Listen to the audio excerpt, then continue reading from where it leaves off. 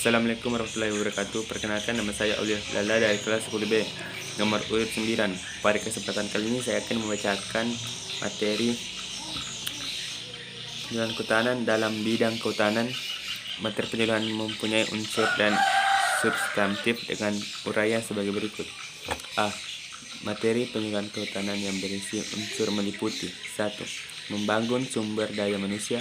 Maksud pembangunan sumber daya manusia antara lain peningkatan semangat, wawasan, kecerdasan, keterampilan, serta ilmu pengetahuan dan teknologi untuk mengembangkan jiwa kewirausahaan dan membentuk kepribadian yang mandiri.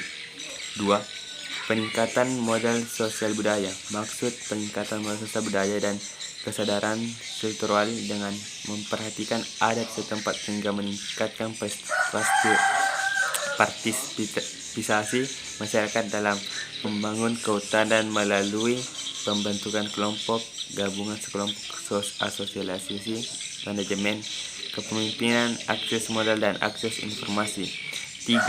Ilmu pengetahuan dan teknologi. Ilmu pengetahuan dan teknologi maksudnya berkaitan dengan upaya peningkatan produktivitas, efisiensi, dan efektivitas dan usaha di bidang kehutanan dengan menerapkan ilmu pengetahuan teknologi serta memperhatikan kearifan lokal.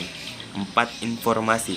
Maksud informasi antara lain berupa pengetahuan yang didapatkan dari proses pembelajaran, pengalaman, instruksi, kebijakan, inovasi, teknologi, akses modal, akses pasar, dan informasi-informasi yang dapat meningkatkan kapasitas pelaku utama, pelaku usaha, dan kelompok serantara.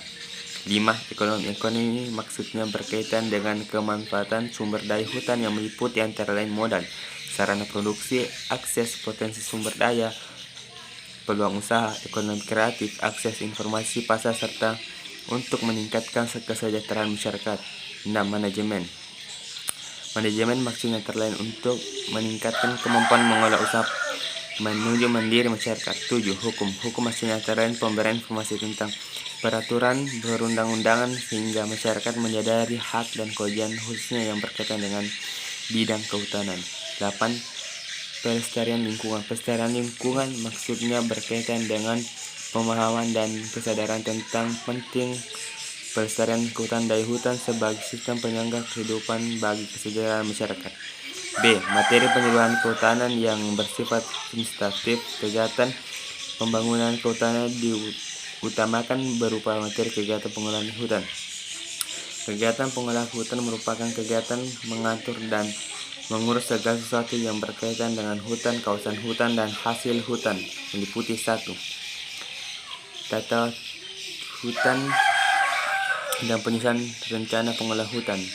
Materi penyuluhan terkait tata hutan dan penyusunan rencana pengolahan hutan antara lain pemetaran sederhana secara presentasi, mengenal tata batas kawasan hutan, penata kawasan hutan, izin pinjam pakai kawasan hutan, dan lain-lain. 2. Pemanfaatan hutan dan penggunaan kawasan hutan. Materi penyuluhan terkait pemanfaatan hutan dan penggunaan kawasan hutan antara lain pemanfaatan hasil hutan kayu, pemanfaatan hasil hutan buka kayu, resin, lebih mengadu, getah, getahan, rotan, bambu, dan lain-lain. Pemanfaatan jasa lingkungan. Wisata, ekowisata, ekotourism, teknologi mikrohidro, sistem transportasi elektrik kayu, SFLK, sistem pengolahan hutan.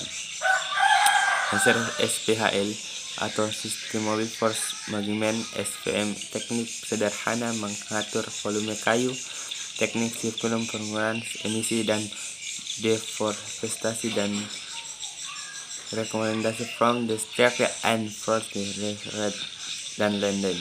3. Rehabilitasi dan reklamasi hutan. Materi penyuluhan terkait rehabilitasi dan reklamasi hutan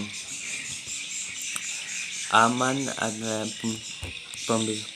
pembibitan, penanaman, dan pemeliharaan pohon atau tanaman kehutanan, rehabilitasi konversi tanah dan air, Wanatani, watermark, Wanamani, rehabilitasi kawasan makro hutan, kemasyarakatan hutan desa, pengelola daerah aliran sungai, das, dan lain-lain. 4. Perlindungan hutan dan konservasi alam. Materi penyuluhan terkait perlindungan hutan dan konservasi dan penggunaan kebakaran hutan. Balai Desa Konservasi MDK Pemanfaatan dan Penangkaran Tumbuhan dan Satwa jenis-jenis tumbuhan dan satwa lingkungan fungsi kawasan konservasi dan lain-lain. Sekian dari saya. Apabila ada salah kata mohon dimaafkan. Assalamualaikum warahmatullahi wabarakatuh.